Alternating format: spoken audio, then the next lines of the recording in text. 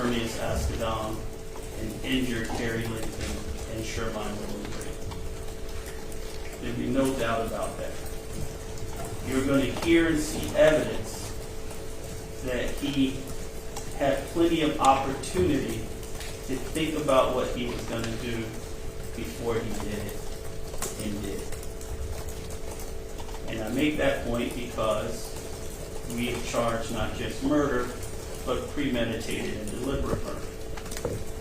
The difference between premeditated and deliberate murder and murder will be argued at the end of the case. March 31st, 2019, at about 3:20 in the afternoon, there was an explosion of violence. At that place and at that time, the world lost Ermias Joseph Ascadon, better known to the world as Nipsey Hussle.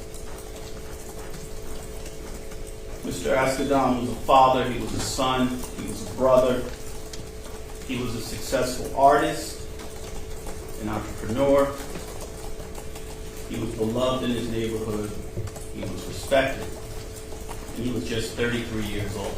There was a conversation between Mr. Holder and Mr. Ascadon minutes before Mr. Holder shot and killed Mr. Ascadon. And you will hear from at least two different witnesses that that conversation had something to do with snitching. Now, I know you're all familiar with the word snitch and the concept of snitching, but you may not be familiar with how volatile that subject is within gang life. If someone is considered, if a gang member is considered a snitch, it's a whole lot different from being considered a snitch by your little brother or your little sister.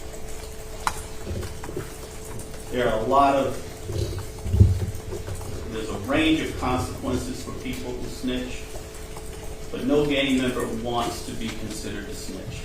It is highly offensive to any gang member to even be suggested that he is a snitch. But he was there when the shooting happened, and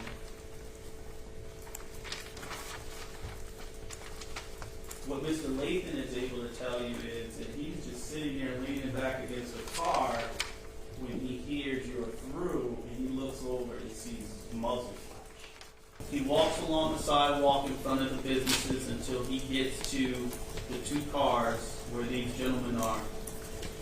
And no sooner than he walks between the cars, he pulls out not one but two guns, and he starts shooting. He starts shooting in this very tight, confined space where there are four people.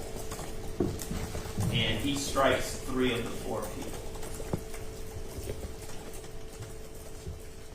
Nipsey Hussle struck almost immediately. And you'll hear about one of his injuries transected his spine, severed his spinal cord. And when you see him drop, he almost drops like dead weight. And he's never able to move. To make an open statement at this time or reserve? Yes, Your Honor, we wish to make an open statement.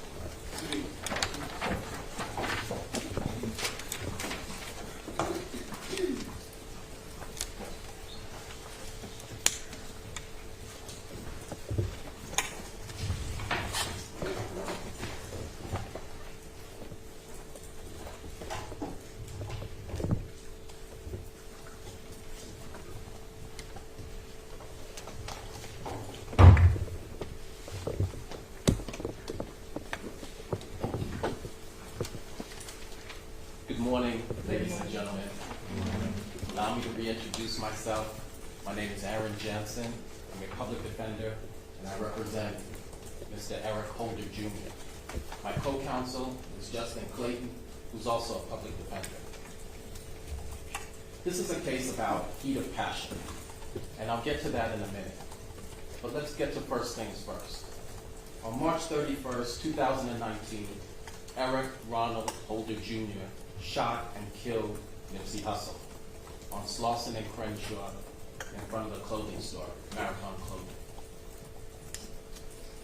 A bullet accidentally hit Mr. Latham, and Mr. Villanueva may have been grazed. We're not sure. He didn't give a statement to the officers. He refused to be interviewed. He refused any medical treatment. So we're not even sure if the bullet grazed him or if he scraped against something else. 3 days later, on April 2nd, 2019, Eric Holder Jr. surrendered himself to Telecare, which is a mental health clinic in the city of Bellflower. It was there that he was arrested without incident. So the heat of passion in this case relates to snitching, an accusation by Nipsey Hussle that Mr. Eric Holder Jr. was a snitch. Growing up, we all know, we learn at an early age in kindergarten and through our parents not to be a tattletale. Nobody likes a tattletale. In the adult world, we have people who are tattletales or people who we call brown noses or kiss asses. At work, they'll go and tell the boss on other coworkers who violate the rules. In the gang world and in the criminal world, there are images from movies, Scarface, where rats or snitches have gotten their just desserts, so to speak. Your Honor, I'm going to object to these images are not evidence in the case. This is pure argument. Let's proceed with what you expect to have Mr. Show, sir. Yes, Your Honor. So what we're talking about here is the criminal street gang of the Rolling 60s, also known as the Neighborhood Crips. It's the largest street gang in Los Angeles. And Eric Holder Jr. was a part of the Rolling 60s, and so was Nipsey Hussle.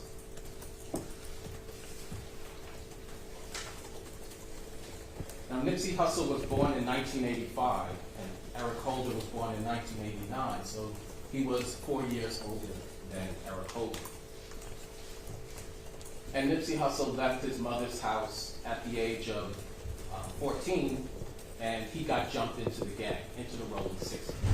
So let's hear what he had to say about that process, about getting jumped in or initiated into the Rolling 60s. Counsel, please.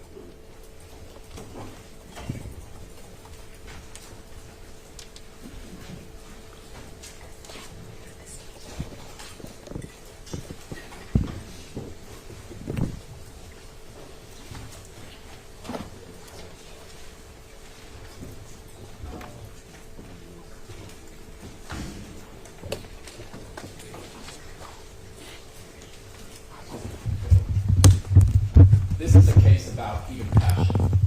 And the provocative act in this case was that Nipsey Hussle had made an accusation against Mr. Holder that he was a snitch.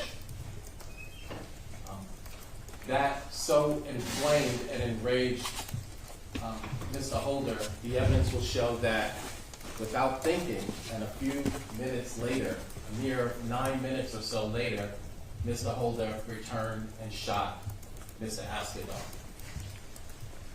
He did not have time to cool off. The evidence will show that it was very soon after this accusation was made publicly against him that he was so enraged and triggered by this emotional response that he acted without premeditating. That's what the evidence will show. And the evidence will show that while he's charged with first-degree premeditated deliberate murder, in fact, it should be voluntary manslaughter because he was acting under heat of passion. He's also charged in counts 2 and counts 4 with first-degree premeditated attempted murder against Mr. Latham and against his nephew, Mr. Villanueva. The evidence will show that Mr. Holder had no intent to harm or to kill either one of those individuals. They were just close by in the parking lot when this happened.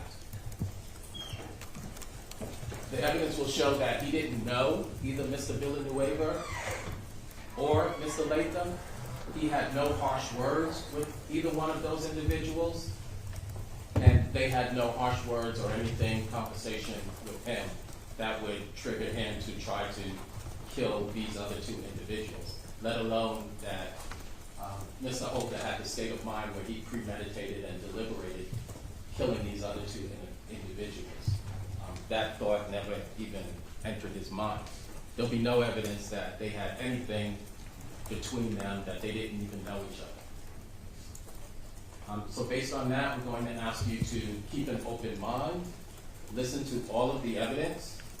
Don't make up your mind in the beginning. Wait until you hear all of the evidence so that you can make a rational, fair, and just verdict. Wait until you get the jury instructions from the court, and when you get in the back and start deliberating, we're confident that you will come back with a verdict of not guilty of first-degree murder against Mr. Askedome, and also not guilty for the two attempted murders against Mr. Latham and Mr. Villanueva. Thank you. All right, thank you. People try to refer to it. People call Herman Douglas.